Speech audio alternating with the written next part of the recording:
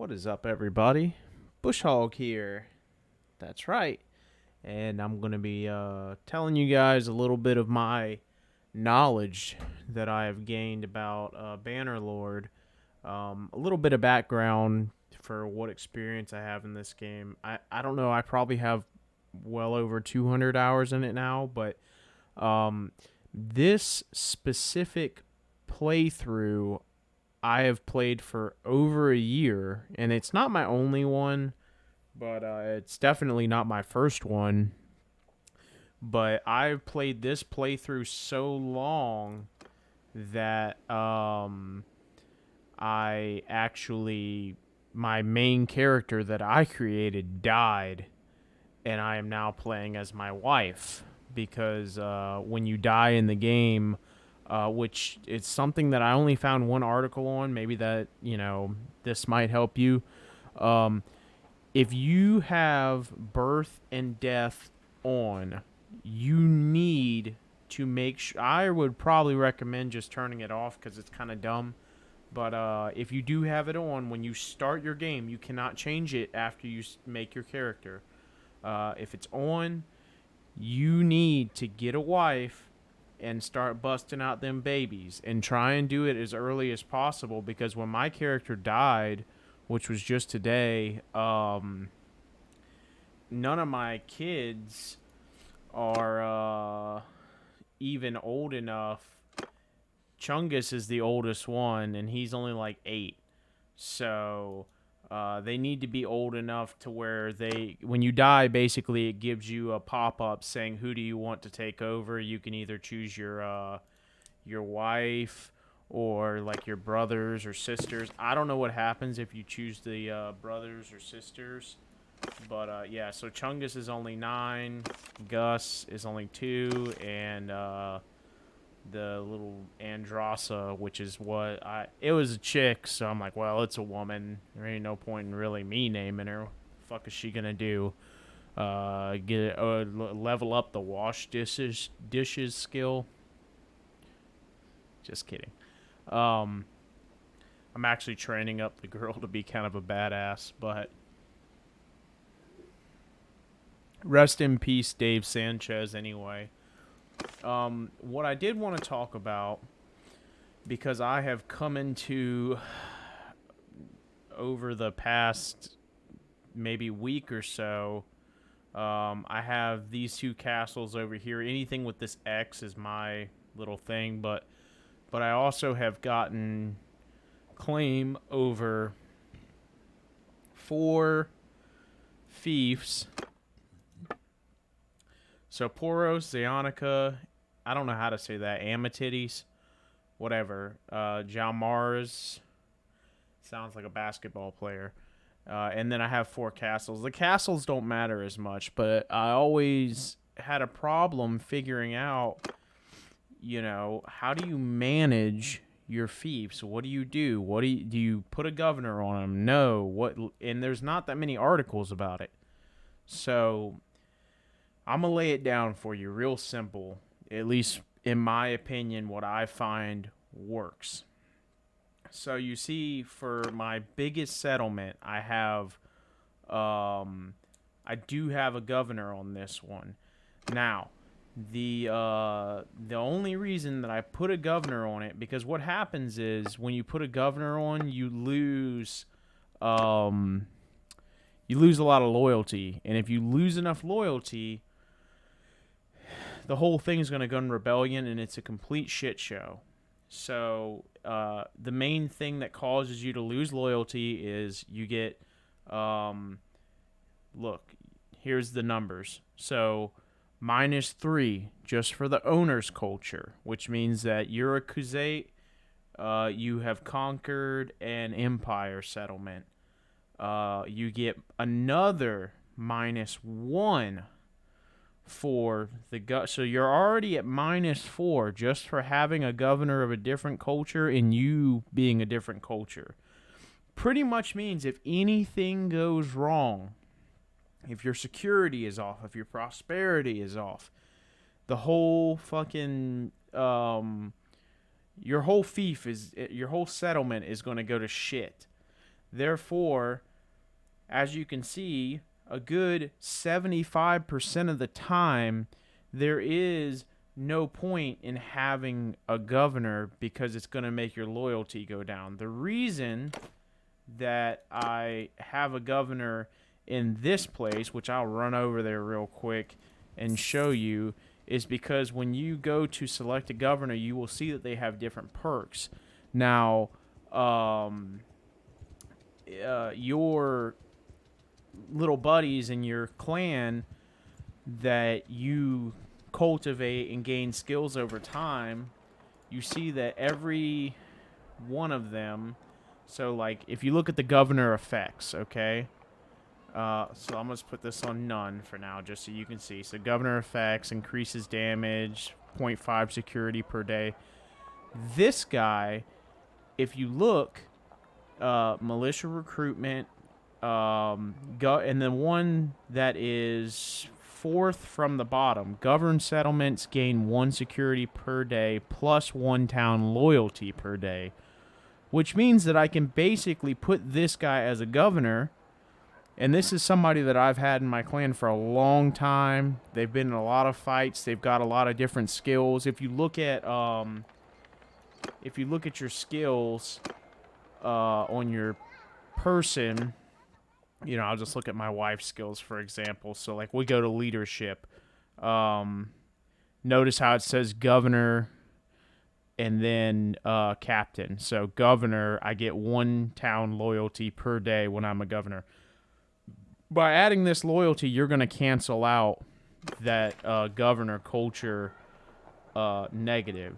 So if you have this perk, or if the person that you want to make governor has this perk, then you can use that. So not only do I don't get the negative of this person being the governor, I also get all the other positives. Another big one is like increasing security, because if you look in the loyalty, what matters? Fairgrounds, security, notable relations is a good one. And then you get, look, that's the perk. Okay, so -1 for his culture, but then +1 because of that perk he has. Which means you basically completely neutralize him being a different culture. And if you say, well, why don't you just get a guy that has the same culture? Good luck. Because the reality is, and these people aren't all Khazaits, but it doesn't matter, because very rarely, I mean, you think if you start as Khazait, you're not going to be conquering people that are the same culture as you. You already own those things. You're going to be going to war with other cultures, other kingdoms, and you're going to be conquering them. So yeah, like I was saying, personal opinion is don't run a governor unless you have something that can neutralize the loyalty, and then you can get the other things. Now, when it comes to what do I do when I do have a new fief, how do I get it going? Personally, I always would say go for prosperity, because when you look at the security, which is going to be a big factor in how much loyalty you have. Prosperity. So if you looked at loyalty, you see security is giving me 0.0 or 0.8. Okay. How do you get security? Prosperity, garrison, bailiffs and serfdom are policies that you vote in with your kingdom. So you need having a lot of influence will give you these things. So yeah, if you just got it, pretty much 9 out of 10 times, I would say click housing, let it roll, let the prosperity get up. If you're in a war with a lot of people like we are right now, because Mo Chung is a fucking bastard that literally starts a war every time he fucking gets up out of bed in the morning, because I don't know, like, you would think controlling a third of the map will be pretty good, but not if you're Mo Chung. I don't know what he's compensating for, but if you're in a war, and you don't. I'm lucky enough to where you see my four big fiefs are pretty close to each other. So if somebody attacks one, I can run over there, and a lot of the time I will sneak into the fief, even if I lose 20, 30 troops sneaking in. The fact that you can defend from the castle and control what happens during that defense is worth it, unless you have your own army and, like, let's say um, there's 500 people attacking this city and I'm coming from over here and I have an army of 700, then I'll just go ahead and attack them. But let's just say it's my norm. I don't have an army. It's just my regular troops. And it's 250 and they have 500. Well, I'll just sneak in here, sacrifice 20 or 30 troops, and I'll defend from the castle where I can, you know, use the castle to my advantage, basically, and also have the militia and the garrison with me to make that work. So, yeah. If you're at war with a bunch of people, back to what I was saying, you can go train militia. Any other time, if it's peaceful times, I would say 9 out of 10 times run prosperity. Festivals and games, I've done it before, but typically think about the movie Gladiator, or if you're a historian and you don't get your history from movies, think about the Roman Empire. What did they do when things were really going bad and they wanted everybody to ignore it? Festivals and games.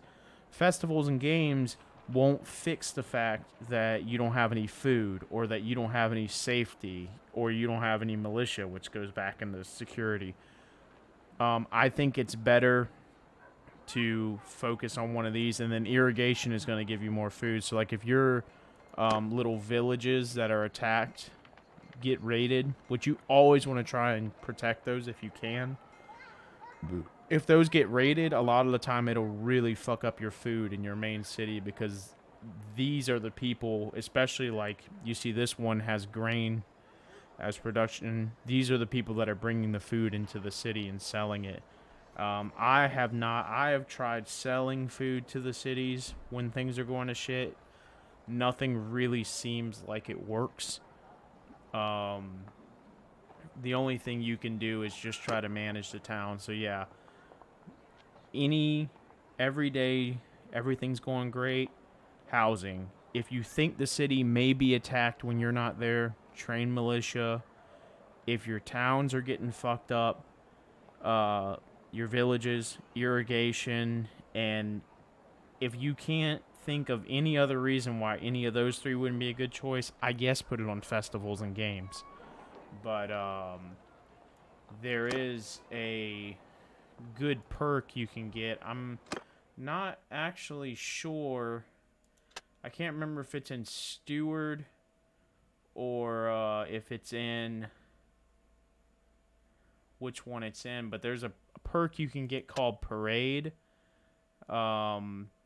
which when you are in your town, it actually gives you loyalty, but I'm not seeing it, so you might just have to look that up, because I don't know. Like I said, I'm sorry, I don't know where it's at. I've actually been looking at it for a while. Like, even stuff like this, increase +5 security in a town per day while waiting. That's a big one. You know, when you're sitting there, you're just getting +5 security. So if you're being a leader in these places and you're not just playing like a warrior or whatever, pay attention to what these perks do, because it's really going to matter. You don't have to be the most badass fighter ever. That's what the troops are for.